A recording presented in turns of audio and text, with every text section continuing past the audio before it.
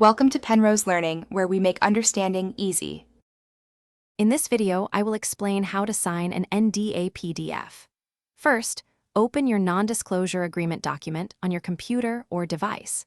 Carefully read every section to understand the terms, the confidential information involved, and the obligations it outlines.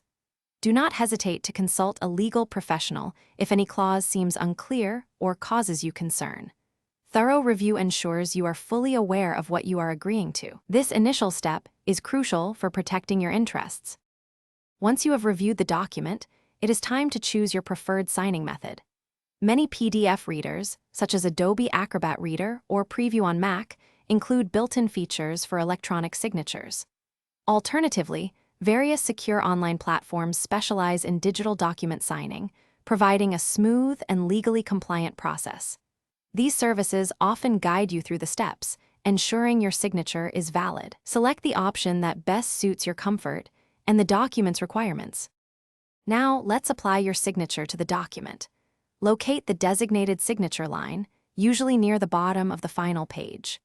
Most tools allow you to type your name, which will be converted into a standard font, or to draw your signature using your mouse or trackpad. You can also upload an image of your handwritten signature if you have one prepared.